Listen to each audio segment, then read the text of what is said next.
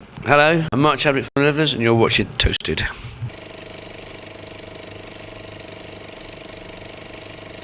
Could you please introduce yourself? Hello, I'm Mark Chadwick from the Levelers.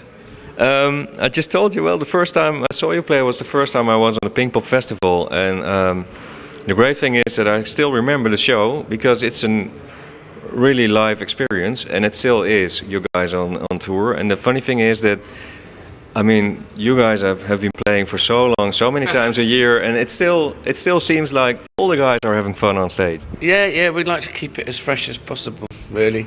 We'd like to have fun on stage. We'd enjoy it. We've enjoyed it as much now as we did from the very first gig we ever played to the very last. You know, we play every gig like it's our last gig. I think that's probably the best way to describe the band.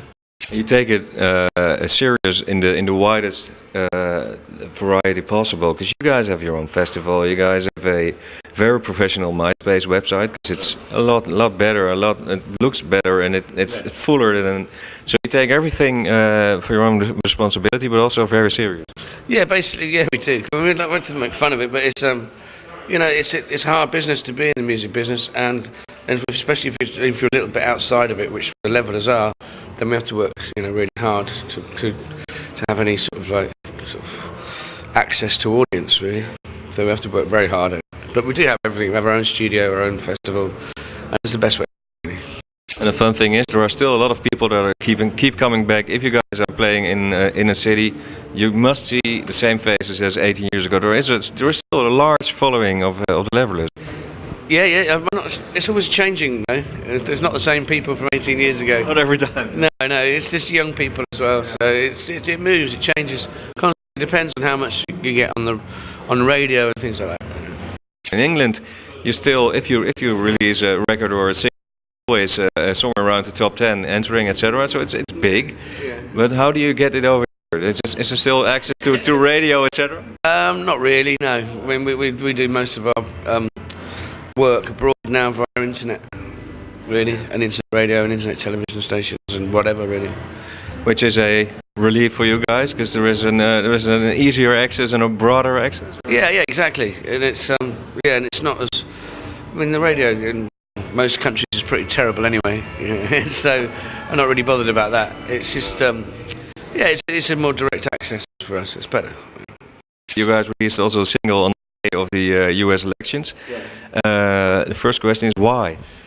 It's actually just a publicity stunt. As a non-American band, I would Yeah, it's a publicity stunt.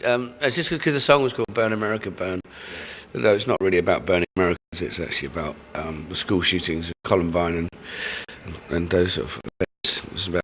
It's not directly. No. It's not an anti-American song. It could be about anything. It's quite an inflammatory title. How are reactions on those kind of stunts? Well, it gets one. That's all that matters. Yeah.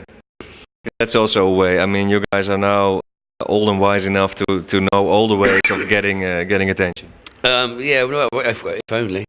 It would be great if we did. No, it's like we don't always do things like that. It was just somebody's idea. Somebody works in our office and said, "Can they do it?" And I said, "Yeah, go for it."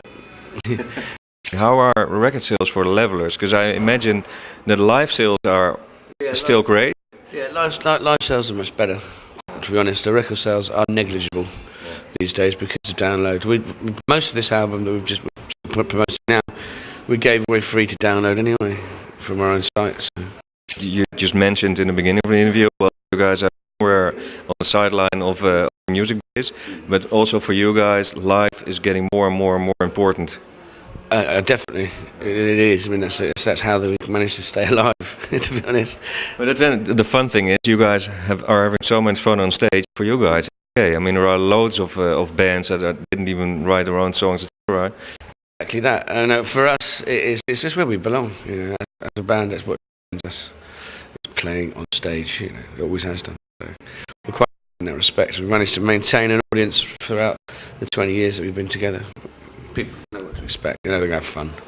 Yeah, that's what I remember from the first time and the times afterwards. It's always a night of fun. Yeah, basically that. Lots of jumping about and singing along. What do you do? And how long will you imagine will it go on? Because I think you guys do it forever. Well, because we do acoustic shows as well. We do sit-down shows, theatre shows. We did a theatre tour in Holland. Beginning, we could do all kinds of things. Really, the band are very flexible.